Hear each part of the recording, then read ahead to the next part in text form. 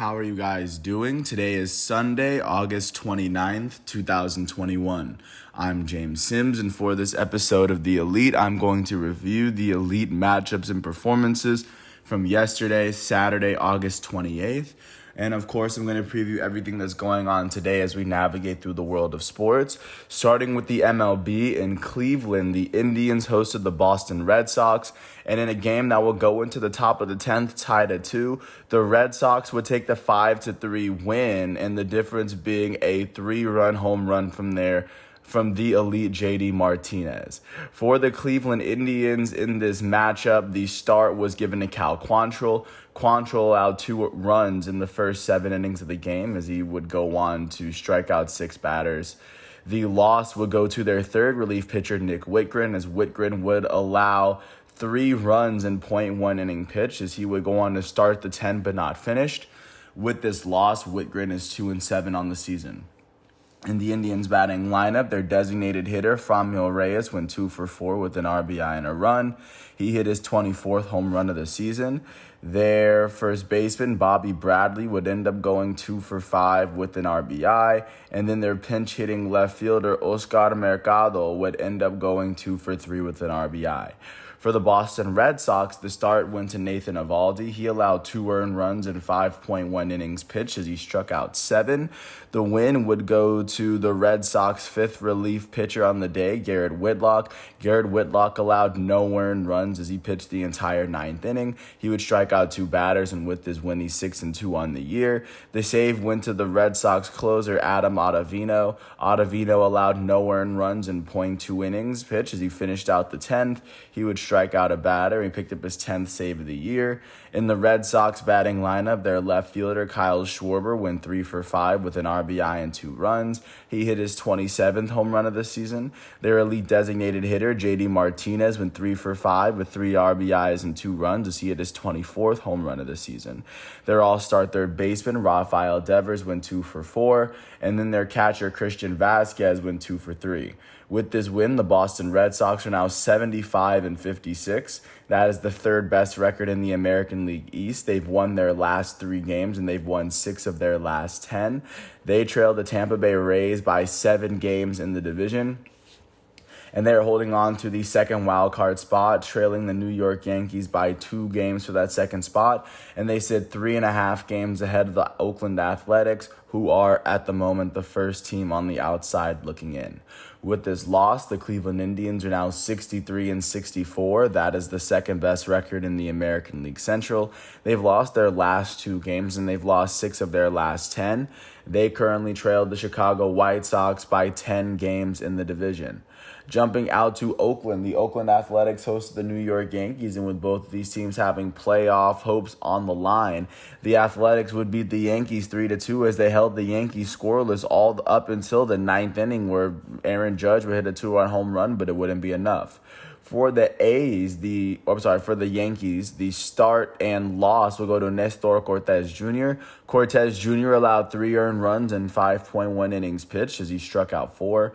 With this loss, Cortes Jr. is 2-2 on the season. In the Yankees batting lineup, their elite center fielder, Aaron Judge, went 3 for 4 with 2 RBIs and a run. He was the only player with a multi-hit game. He hit his 29th home run of the year. In the A's batting lineup, the win went to their starting pitcher, Frankie Montas. He allowed no earned runs, and he allowed 2 hits in the first 7 innings of the game as he struck out 6 and walked 1 batter. With his win, Frankie Montas is 10-9 on the season, and the save would end up going to the A's closer, Sergio Romo. He allowed 2 runs in the 9th inning, and he picked up his first save of the year. In the A's batting lineup, the only player with more than 1 hit was their second baseman, Tony Kemp. He went 2 for 3 with an RBI. Additionally, their elite third baseman, Matt Chapman, went 1 for 4 with an RBI and a run as he hit his 21st home run of the year. With this win, the Oakland Athletics are 71-59. That is the 2nd best record in the American League West. They've won 3 of their last 10 games, and they now trail the Houston Astros by 6.5 games in the division. And they trail the Boston Red Sox by 3.5 games as the Oakland Athletics are the first team on the outside of the American League wild card picture looking in. With this loss, the New York Yankees are now 76-53. That is the 2nd best record in the American League, as the A's were the team that would snap the New York Yankees 14 game winning streak. They've lost one of their last 10. They've only lost one of their last 10, only lost one of their last 15 games for that matter. And they now trail the Tampa Bay Rays by 5 games in the division. The Yankees are still the sole holders of the top American League wildcard spot, sitting 2 games ahead of the second Boston Red Sox in that race, their own rivals. Jumping out to Seattle, the Seattle Mariners hosted the Kansas City Royals. The Royals would end up beating the Mariners 4-2 as Payams, their relief pitcher, would pick up his first win of the season. For Seattle, the loss was given to their starting pitcher, Tyler Anderson. Tyler Anderson allowed 3 earned runs in the first 7 innings of the game as he struck out 6. With this loss, Tyler Anderson is 6-9 on the season, and in the Mariners batting lineup, their second baseman, Ty France, went 2 for 5 with a run. Their first baseman, Luis Torrens, would end up going 2 for 4 with an RBI. And then there's rookie center fielder Jared Kelenic will go 2 for 4 on the day. For the Kansas City Royals, on the other hand, the start was given to Daniel Lynch. Daniel Lynch only allowed 1 run in 4.2 innings pitched as he was pulled in the 5th inning. He would strike out 4 batters. The win, however, will go to the Royals' second relief pitcher, Joel Payams. Joel Payams allowed no earned runs in 2.2 innings pitched. He would go on to finish the 6th, 7th, and 8th innings for Kansas City as he only allowed 1 hit in that span, striking out 2. With this win, Payams is 1-3 on the year, and the save would end up going to Scott Barlow. Scott Barlow allowed 1 earned run in the 9th inning as he struck out a batter. That was his 10th save of the season. In the Royals batting lineup, their elite second fielder, Whit Merrifield, went 2 for 5 with an RBI and a run. He hit his 10th home run of the season. Their shortstop, Nicky Lopez, went 3 for 4 with a run. Their elite designated hitter, Salvador Perez, went 1 for 3 with 2 RBIs and a run as he hit his 37th home run of the season. And then the Kansas City Royals catcher for the day, taking Salvi's spot, Cam Gallagher, would end up going 2 for 4 with an RBI. With this win, the Kansas City Royals are now 59-70. That is the 4th best record in the American League Central. They've won their last 3 games, and they've won 7 of their last 10. They currently trail the Chicago White Sox by 15 games in the division. And with this loss, the Seattle Mariners are now 69-61. That is the 3rd best record in the American League West. They've lost their last 3 games, and they've lost 5 of their last 10. At the moment, they trail the Houston Astros by 8.5 games within the American League West. Jumping out to Philadelphia, the Philadelphia Phillies hosted the Arizona Diamondbacks. The Phillies would pull off a 7-0 home shutout, holding the Diamondbacks to only 4 hits all game. For Arizona, the loss would go to their starting pitcher for the day, Humberto Mejia. Mejia would allow 4 earned runs in the first 6 innings of the game as he struck out 3. With this loss, Mejia is 0-1 on the year. In the Diamondbacks batting lineup, nobody on the team would finish with more than 1 hit, and that can be attributed to great pitching from Philadelphia. The win would go to the Phillies starting pitcher, Kyle Gibson, as Gibson allowed no earned runs and only 3 hits in the first 6 innings of the game. He would strike out 3 batters as he picked up his 10th win of the season. He's now 10-5 in 2021. In the Phillies batting lineup, their center fielder, Odubel Herrera, went 2 for 4 with an RBI and 2 runs. He hit his 12th home run of the season. Their second baseman, Gene Segura, went 3 for 4 with an RBI and 2 runs. He hit his 10th home run of the season.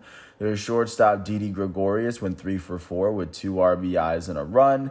And then their first baseman, Brad Miller, went 2 for 3 with an RBI. With this win, the Philadelphia Phillies are now 65-64. That is the 2nd best record in the National League East. They've won their last 2 games, and they've won 4 of their last 10. They trail the Atlanta Braves by 4.5 games in the division, and they currently trail the Cincinnati Reds for that 2nd National League wildcard spot by 5 games, as they are the 3rd team on the outside looking in, trailing the San Diego Padres and the St. Louis Cardinals at the moment. With this shutout loss, the Arizona Diamondbacks are now 44-87. That is the worst record in the National League West. That is the worst record in the National League as a whole, but it is not the worst record in baseball. It is the 2nd worst. They've lost their last 2 games, and they've lost 6 of their last 10. At the moment, they trail the San Francisco Giants by 41 games, just to get a sense of what the gap is in the National League between the best and worst teams. And then jumping out to Detroit, the Detroit Tigers hosted the Toronto Blue Jays. The game would end up being 3-2 as the game would go to the 10th inning. It would be a single from Corey Dickerson that would bring the Blue Jays win number 67. For the Detroit Tigers, the start went to Jose Urena. He allowed no earned runs and 3 hits in the first 3 innings of the game as he struck out 2. The loss would go to the Detroit Tigers' final relief pitcher of the day, Kyle Funkhauser. He allowed 1 run in the 10th inning, and with this loss, he's 6-2 on the year. In the Tigers' batting lineup, nobody on the team finished with more than 1 hit, and that can be attributed to great pitching from Detroit, or that could be attributed to great pitching from Toronto. For the Blue Jays, the start went to Alek Manoah. He allowed 2 earned runs and only 4 hits in 6.1 innings pitched. He would strike out 8 batters before getting pulled in the 7th. The win would go to the Blue Jays closer, Jordan Romano. Romano allowed no earned runs in the 9th and 10th innings. As he did allow a hit, he would strike out 2 batters, and with his win, Romano is 6-1 on the year. For Toronto's batting lineup, there's all-star shortstop Bo Bichette went 2 for 5 with an RBI. Their right fielder Corey Dickerson went 3 for 4 with an RBI. And then their left fielder Lourdes Gurriel Jr. went 2 for 3. With this win, the Toronto Blue Jays are now 67-61. That is the 4th best record in the American League East. They've won 4 of their last 10 games, and they now trail the Tampa Bay Rays by 13.5 games in the division. And with this loss, the Detroit Tigers are now 62-68. That is the 3rd best record in the American League Central, as they've lost 6 of their last 10. They currently trail the Chicago White Sox by 12.5 games in the division. Jumping out to Miami, the Miami Marlins hosted the Cincinnati Reds. The Reds with playoff hopes. The Marlins were able to beat the Reds 6-1 after scoring 5 of their 6 runs in the first inning. They would score their first 2 off of a 2-run single from Jorge Alfaro, and then they get another 3 for a 3-run home run from Jesus Sanchez. For the Cincinnati Reds, the loss was given to their starting pitcher, Vladimir Gutierrez. He allowed 5 earned runs in the first 3 innings of the game as he would go on to strike out 2. With this loss, Vladimir Gutierrez is 9-5 on the season. In the Reds batting lineup, their right fielder, Nick Castellanos, went 2 for 4. Their catcher, Tucker Barnhart, went 2 for 4. And then their left fielder, Max Schrauk, would end up going 2 for 3 with a run. For the Miami Marlins, on the other hand, the win went to their starting pitcher, Sandy Alcantara. He allowed only 1 run in 7 innings pitched. He allowed 6 hits in that span. He would strike out 12 batters on the day. With this win, Sandy Alcantara is 8-12 on the season for Miami. In the Marlins batting lineup, their second baseman, Jazz Chisholm Jr., went 3 for 5 with 2 runs. Their left fielder, Jorge Alfaro, went 2 for 4 with 3 RBIs and a run. And then their center fielder, Brian De La Cruz, went 2 for 4. With this win, the Miami Marlins are now 54-76. That is the worst record in the National League East, and that is the 3rd worst record in the National League. They've won 3 of their last 10 games, and they now trail the Atlanta Braves by 16 games in the division. With this loss, the Cincinnati Reds are now 71-60. That is the 2nd best record in the National League Central, as they've lost 4 of their last 10 games. They now trail the Milwaukee Brewers by 7.5 games in the division, and they are holding on to sole possession of the 2nd National League wildcard spot, sitting 11.5 games behind the defending champs, the LA Dodgers, who are holding on to that first spot, and they are sitting 2 games ahead of the San Diego Padres, who are the first team on the outside of that picture looking in. Jumping out to Pittsburgh, the Pittsburgh Pirates hosted the St. Louis Cardinals. The Cardinals were able to blank the Pirates, and not only that, they were able to score 13 runs and add 18 hits to dominate the Pirates in Pittsburgh.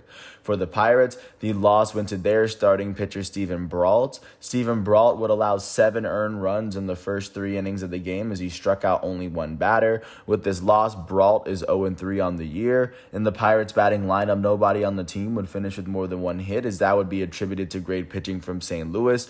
For the Cardinals, the win went to their starting pitcher, Adam Wainwright. He allowed no earned runs and only 3 hits in 7 innings pitched as he struck out 5. With this win, Adam Wainwright is 13-7 on the year. In the Cardinals batting lineup, their second baseman, Tommy Edman, went 4 for 6 with 2 RBIs and 2 runs. Their elite first baseman Paul Goldschmidt went 2-for-4 with 3 RBIs.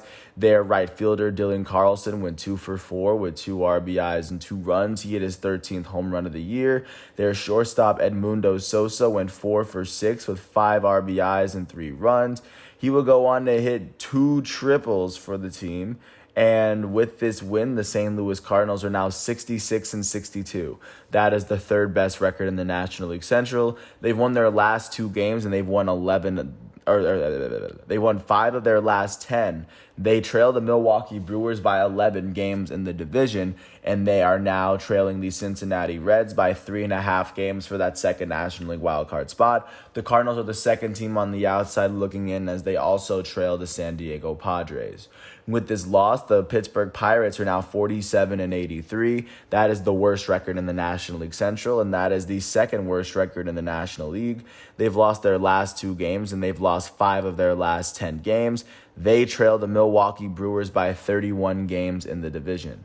Jumping out to Baltimore, the Baltimore Orioles hosted the Tampa Bay Rays as the American League's worst and best teams went at it. After the Orioles scored the first 3 runs of the game in the 5th and 6th innings, the Tampa Bay Rays would end up shortening their deficit to 1. Going into the bottom of the 8th, the Rays were trailing 3-2, and it would be a 2-run home run from their elite outfielder, Randy Arozarena, that would give them the win. For the Baltimore Orioles, the start went to John Means. Means allowed 2 earned runs in 6.1 innings pitched. He would strike out 5 batters before getting pulled in the 7th. In the Orioles batting lineup, their catcher Pedro Severino went 2-for-4 with an RBI and a run.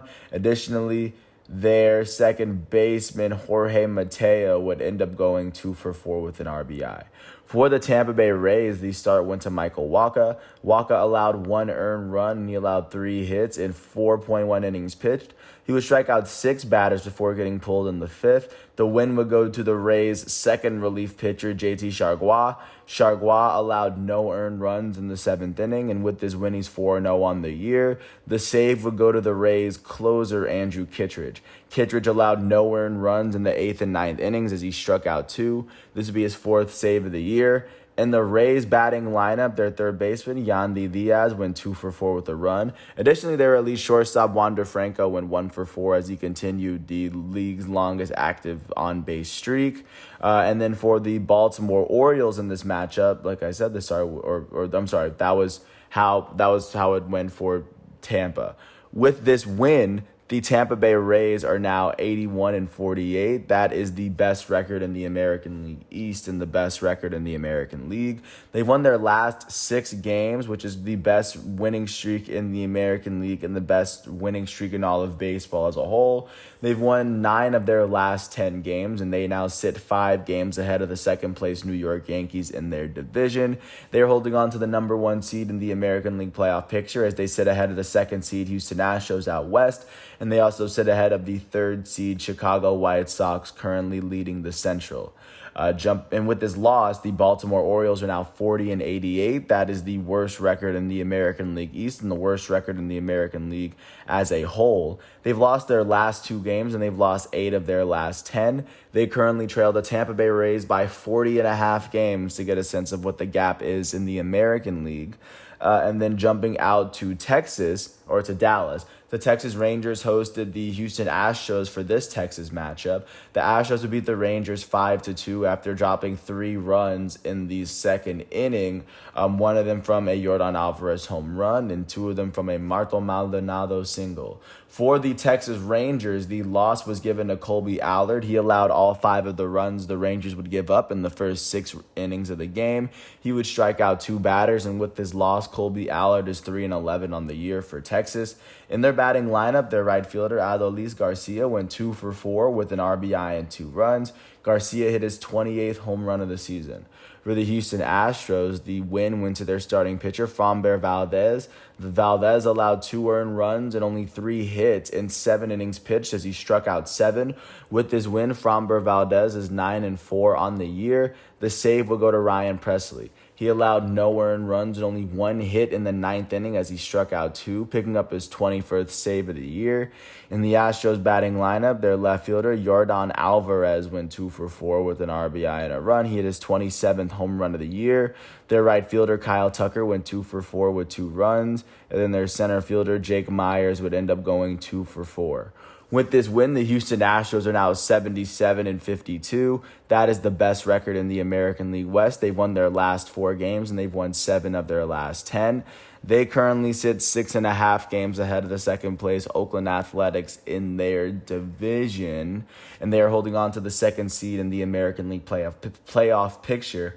They currently trail the Tampa Bay Rays, who are holding the number 1 seed out east, and they are sitting ahead of the Chicago White Sox, who hold the 3 seed leading the Central.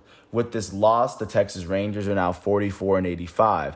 That is the worst record in the American League West. They've lost their last 4 games, and they've lost 8 of their last 10. They trail the Houston Astros by 33 games just to get a sense of what the gap is in this division. Jumping out to Queens, the New York Mets hosted the Washington Nationals, and the Mets were able to beat the Nationals 5-3 at home. The Nats would take a 3-2 lead at the top of the 7th, but it would be a 3-run home run from Michael Conforto to give the Mets what they needed for their 62nd win of the year. For the Washington Nationals, the start was given to Sean Nolan. Nolan allowed 2 earned runs in 5.1 innings pitched. He would strike out 6 batters before getting pulled in the 6th inning. The loss, however, would go to the Nats' second relief pitcher, Ryan Harper. Harper allowed 2 earned runs in 0.1 inning pitched. With this loss, he's 0-1 on the season as he was the pitcher that started the 7th inning. And in the Nats batting lineup, their center fielder, Lane Thomas, went 2 for 5 with an RBI and a run. Their shortstop, Alcides Escobar, went 3 for 5 with an RBI. And then their first baseman, Josh Bell, went 2 for 4. For the New York Mets, the start went to Marcus Stroman. He allowed 2 earned runs in the first 6 innings of the game as he struck out 5. The win for the Mets went to their first relief pitcher, who in this matchup was Trevor May. Trevor May allowed 1 earned run in the 7th inning as he struck out 2. With this win, he's 6-2 on the season, and the save would go to their good or reliable closer, Edwin Diaz. Diaz allowed no earned runs in the 9th inning as he struck out a batter. This would be his 26th save of the season. In the Mets batting lineup, their third baseman, Jonathan Villar, went 2 for 4. Their right fielder, Kevin Pillar, would end up going 2 for 3 with 2 RBIs and 3 runs. He would hit his 11th and 12th home runs of the season. And with this win, the New York Mets are now 62-67. That is the 3rd best record in the National League East. They've won 3 of their last 10 games, and they now trail the Atlanta Braves by 7.5 games in the division. With this loss, the Washington Nationals are now 55-73. That is the 4th best record in the National League East as they've lost 5 of their last 10 games. They now trail the Atlanta Braves by 14 games in the division as well. Jumping out to Chicago for the intra-Chicago matchup, the Cubs would beat the White Sox 7-0 after scoring 5 runs in the 4th inning. They would get 1 run from Patrick Wisdom to make it 2-0 because they came in 1-0. And then they would get a grand slam from Rafael Ortega in the inning. And at the same time, they held the White Sox scoreless, holding them to only 4 hits all game. For the Chicago White Sox, the loss went to their starting pitcher, Lance Lynn. Lynn, coming into this matchup, at the lowest ERA of starting pitchers who had played a certain amount of games. Lance Lynn, their all-star, would allow 7 earned runs in 5 innings pitched as he struck out 7. With this loss, he's 10-4 on the year. In the White Sox batting lineup, their third baseman, Yoan Moncada, went 2 for 4. He was the only player with a multi-hit game. For the Cubs, the win went to their starting pitcher, Alec Mills. Alec Mills allowed no earned runs, and he allowed 4 hits in 8.1 innings pitched. He would strike out 3 before getting pulled in the 9th inning. With this win, he's 6-6 on the year. In the Cubs batting lineup, their rookie third baseman, Patrick Wisdom, went 2 for 4 with 2 RBIs and 2 runs. He would hit his 24th and 25th home runs of the season. Their right fielder, Jason Hayward, went 2 for 3 with a run as well. And with this win, the Chicago Cubs are now 57-74. That is the 4th best record in the National League Central as they've won 5 of their last 10 games. They now trail the Milwaukee Brewers by 21.5 games in the division. With this loss, the Chicago White Sox are now 75-56. That is the best record in the American League Central. They've lost 6 of their last 10 games as they still sit 10 games ahead of the second place Cleveland Indians in their division. In the playoff picture, they're holding on to the 3rd seed as they currently trail the 1st seed A's out east and the 2nd seed Houston Astros out west. Jumping out to Minneapolis, the Minnesota Twins hosted the Milwaukee Brewers in this interleague matchup. The Twins would get the better of this one, beating the Brewers 6-4. The Twins would score the first 4 runs of the game in the 4th inning, 2 of them off of walks, actually. The Brewers would score all 4 of their runs in the top of the 5th to tie the game. The 6th inning, the tiebreaker would come from Andrelton Simmons, who actually grounded into a double play, and then Josh Donaldson would double their lead to give them their 57th win of the year. For Milwaukee, the loss was given to Adrian Hauser. Hauser allowed 5 earned runs in the first 5 innings of the game as he allowed 5 hits. He struck out 4 batters on the day, and with this loss, he's 7-6 on the year. In the Milwaukee Brewers batting lineup, the only player with more than 1 hit was their 3rd baseman, Jace Peterson. He went 2 for 4 with an RBI and a run. For the Minnesota Twins, the start went to Charlie Barnes. Charlie Barnes first allowed 4 runs in 4 innings pitched as he struck out 2. The win was given to the Twins' first relief pitcher, Caleb Thielbar. Thielbar allowed only 1 hit in 2 innings in the 5th and 6th innings pitched as he would go and strike out 3 on the day. With this win, Thielbar is 6-0 on the year. And then the save will go to Alex Colome, their closer. He allowed no earned runs and only 1 hit and 1 walk in the 9th inning. With this save, he now has 9 on the year. And in the Twins batting lineup, their 2nd baseman, Jorge Polanco, will go 2 for 4 with 2 runs. Their 3rd baseman, former American League MVP, Josh Donaldson, went 2 for 4 with an RBI and a run. Their 1st baseman, Miguel Sano, will go 2 for 4 with 2 RBIs and 2 runs. With this win, the Minnesota Twins are now 57-72. That is the worst record in the American League Central as they've won their last 2 games and they've won 4 of their last 10. At the moment, they still trail the Chicago White Sox by 17 games in the division. With this loss, the Milwaukee Brewers are now 78-52. That is the best record in the National League Central. They've lost their last 3 games and they've lost 5 of their last 10. They sit 7.5 games ahead of the 2nd place Cincinnati Reds within their own division, but they are still comfortably holding on to that 2nd seed in the National League playoff picture, trailing the San Francisco Giants, holding on to the number 1 seed out west, and they're sitting ahead of the 3 seed Atlanta Braves, who are currently leading the National League East. Jumping out to Atlanta, speaking of the Braves hosted the San Francisco Giants, who are leading the West, and the Giants were able to shut out the Braves, winning this one 5-0 in Atlanta. For the Braves, the loss was given to their starting pitcher, Huascar Ynoa. Ynoa allowed 2 earned runs in the first 6 innings of the game as he only allowed 3 hits and struck out 3 batters. With this loss, Ynoa is 4-4 on the year. In the Braves batting lineup, their elite 2nd baseman, Ozzie Albies, went 2 for 4. Their elite 1st baseman, reigning National League MVP, Freddie Freeman, went 2 for 4. Their 3rd baseman, Austin Riley, went 2 for 4 as well. And for the San Francisco Giants, the win went to their starting pitcher, Logan Webb. Logan Webb allowed no earned runs and only 5 hits in 7 innings pitched as he struck out 6. With this win, he's now 8-3 on the season. In the Giants batting lineup, their center fielder Mike Yastrzemski went 2 for 4 with 2 RBIs and a run as he hit his 21st home run of the season, the only player on the Giants with more than 1 hit. And with this win, the San Francisco Giants are now 84-45. That is the best record in the National League West. They've won 7 of their last 10 games, and they sit 2.5 games ahead of the 2nd place LA Dodgers in the division. They are holding on to the number 1 seed outright in the National League as they have the best record in all of baseball. They sit ahead of the 2nd seed Milwaukee Brewers leading the Central, and they sit ahead of the 3rd seed Atlanta Braves leading the National League East. With this loss, the Braves are now 69-59. That is still the best record in the National League East. They've lost 3 of their last 10 games, and they now trail the Philadelphia Phillies by 4.5 games in the division at the moment, just to get a sense of where the Atlanta Braves are. And at the same time, they are holding on to the 3 seed in the National League playoff race. They sit behind the San Francisco Giants, holding the 1 seed out west, and they sit behind the Milwaukee Brewers, who are holding the 2nd seed, controlling the Central.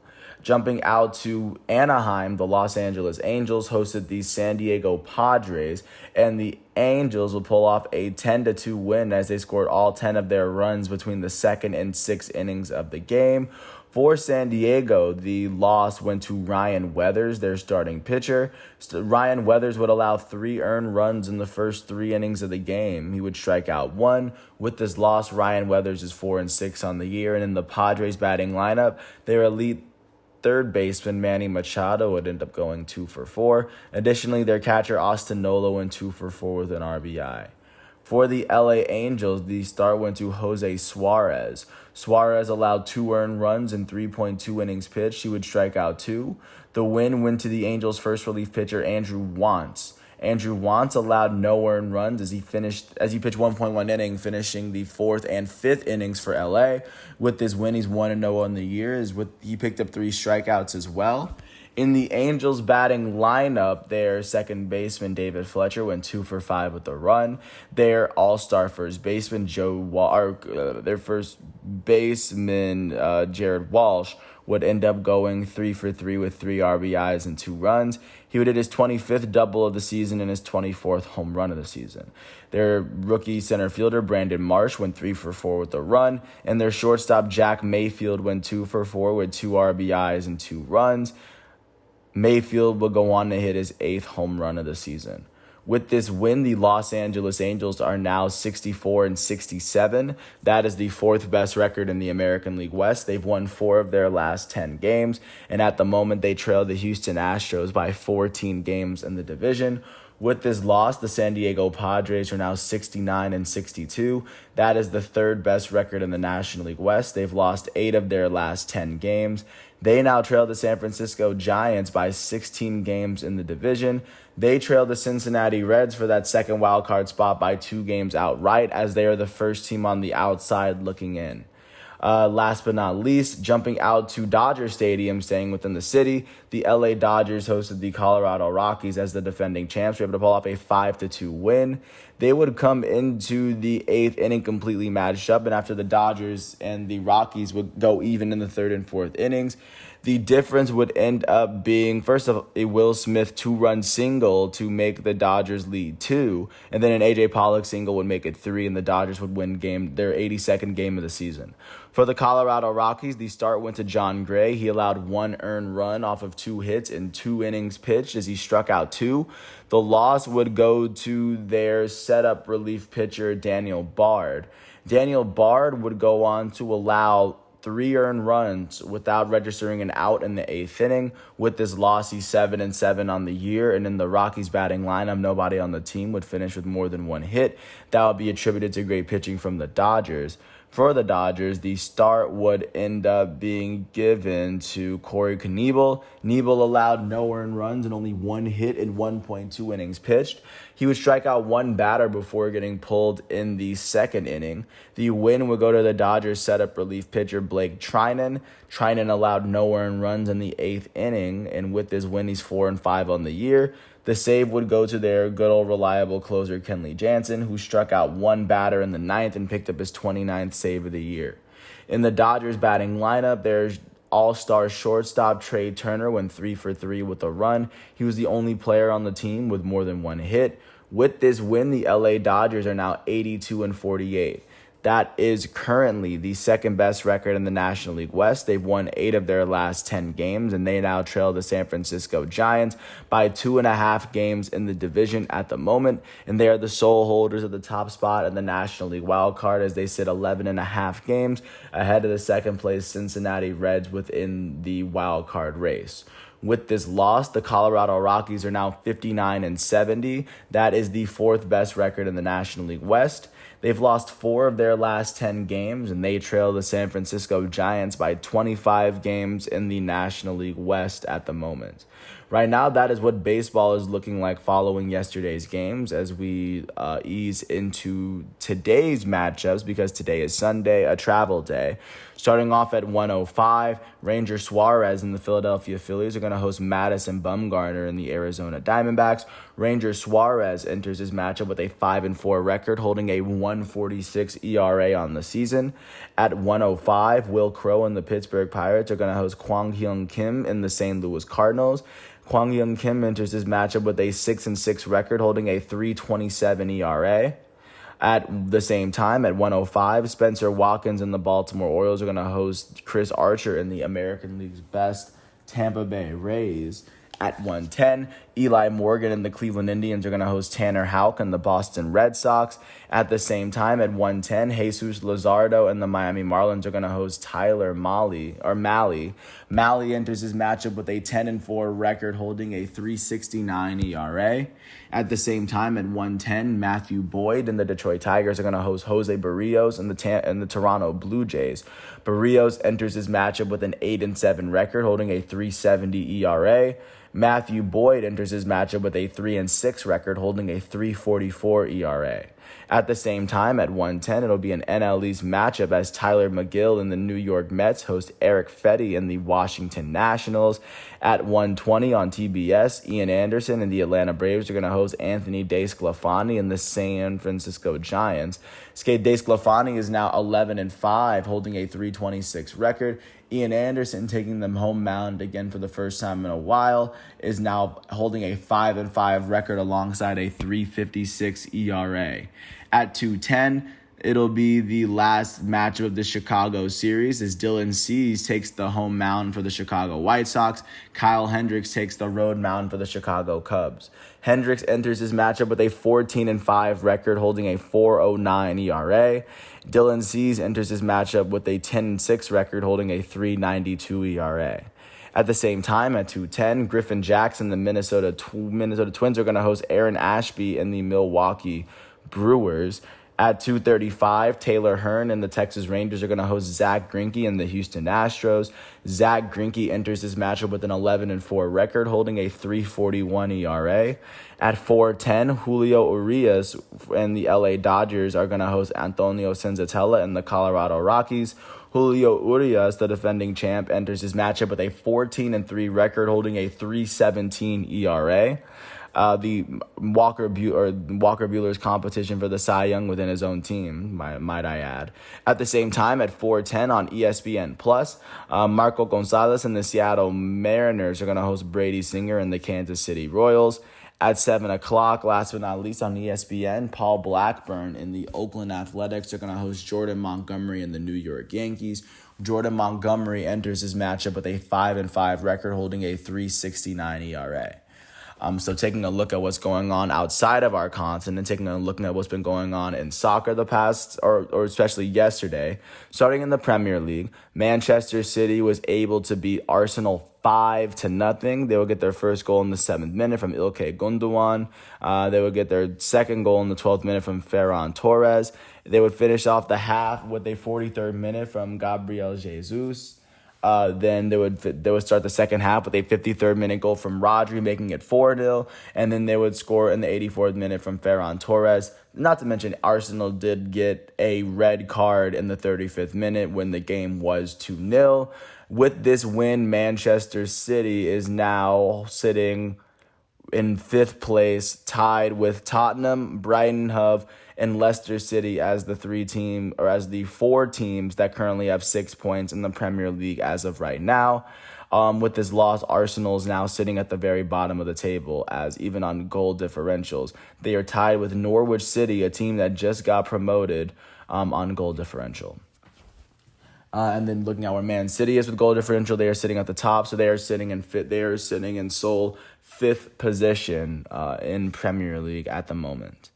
Looking at Liverpool. Liverpool hosted Chelsea, and in this matchup, this matchup would end up a 1-1 draw. Kai Havertz would score the first goal of the game as he scored in the 22nd minute off of a crazy header, and then Reece James for Chelsea would pick up a red card as he would end up using a handball on the goal line, and that would get him ejected. And then the resulting penalty would lead Mo Salah to tie the game up at Liverpool, and there would be no scoring in the second half. With this draw, both teams are now sitting. They're both sitting atop the draw at the top of the Premier League alongside West Ham, as all three of these teams have 7 points in the table and a goal differential of 5. West Ham just sits on top of them because they have more goals, 4, so they are tied for second in the Premier League at the moment, following yesterday's developments.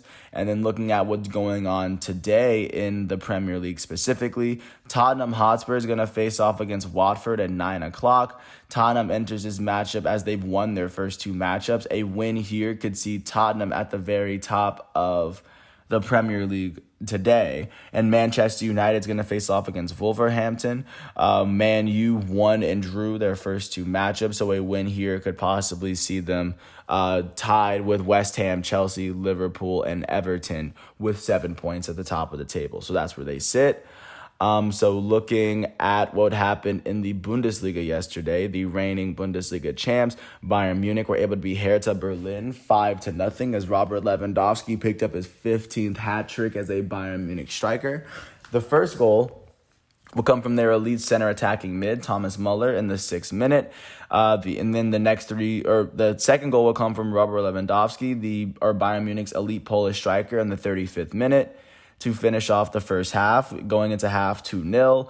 And then the second half, they would get their third goal from Jamal Musiala, the young German forward. He would score in the 49th minute. And then the next 2 goals will come from Lewandowski in the 70th minute and then the 84th to cement the hat trick. With this win, Bayern Munich is now sitting tied with Leverkusen and Freiburg at the top of the Bundesliga table for now, as Wolfsburg has yet to play, as they still have an opportunity to claim the top spot with a win. So that's really what's going on there. As looking out into the Bundesliga, Wolfsburg does have to face off against Leipzig. As Leipzig, they did finish as the second best team in the Bundesliga, but Bayern took now 2 of their better players and their coach. So it'll be interesting to see how Wolfsburg enters this matchup. So that's what's going in Germany. Taking a look at what's been going on in Spain next. The big matchup there was Real Madrid versus Real Betis. Real Madrid, the only goal from this matchup would come in the 61st minute from Dani Carvajal off of an assist from Karim Benzema. With this 1-0 goal, Real Madrid now sit with Sevilla, Valencia, and Mallorca at the top of La Liga with 7 points for the time being. Looking forward to what's going on today. At the very top at 11, Barcelona is going to face off against Getafe. Barcelona enters this matchup having drawn and won their first 2 matchups. A win here could see them tied with Real Madrid, Sevilla, Valencia, Mallorca at the top in terms of points. And then also playing today is Atletico Madrid. Atletico Madrid faces off against Villarreal, the defending Europa League champs, at 4 o'clock. And a win here could see them overtake all of those teams for the tie. And as Atletico Madrid was the only team that came into this week having won their first 2 matchups. So this is a chance for Atletico Madrid to claim the top of the table and run away with it. So that's what's going on in Spain. Taking a look at what's been going on in Italian Serie A. Lazio is able to beat Spezia 6-1 as 3 of their goals in the first half, might I add, came from their elite Italian striker, Ciro Immobile. He scored in the 5th, 15th, and 47th minutes in the first half. With this win, Lazio, like I said, is sitting on top of the Serie A alongside Inter Milan. They're the 2 teams so far that have won their first 2 games. And Juventus would fall to Empoli 1-0 as the only goal of the game would come from Mancuso in the 21st minute. With this loss, Juventus is now holding on to that 13th spot in Serie A just based off of goal differential and who's played. They only have 1 point in Serie A as they've only drawn 1 game thus far this season. And then looking forward to what's going on, at least in Italy today. AC Milan's going to face off against Cagliari. AC Milan were the Serie A runners-up, so of course it's worth noting what's going on, especially in that league. And then last but not least, looking at what's going on in the French league, PSG do take the field, PSG they do not take the field today. They already took the field on Friday, so I apologize for that. But Lille, the defending Ligue 1 champs, are going to host Montpellier as Lille comes into this matchup holding what is now the 16th best record in Ligue 1. A win here could possibly jump them to a tie for 6th place. But of course, it's only the beginning of the season, but that is where we are in terms of the season for now. And actually, no, PSG just plays Stade de Reims at 2:45. Forgive me for what I said earlier. PSG enters this matchup with the best record in Ligue 1. With a win here, they can increase their lead over the rest of the league. And Stade de Reims, the team that they're facing, is the 12th team in the league, as this may be the opportunity where Lionel Messi makes his debut for this cherished club. If it's not this matchup, then it's probably going to be the next. With that said, I want to thank everyone for listening to all 46 minutes of this piece. I want to thank the MLB, ESPN, and FIFA websites for giving me the facts and figures that I need. I want to apologize also for the names that I butchered. I want to, I want to thank everyone for listening to all 46 minutes of this episode, especially at this point of the year, as the baseball season is rounding to a close. The NFL season is right around the corner. College football starting this week. Soccer is stopping clubs for about a couple of days as they move on to World Cup qualifiers for the first time in a couple of years.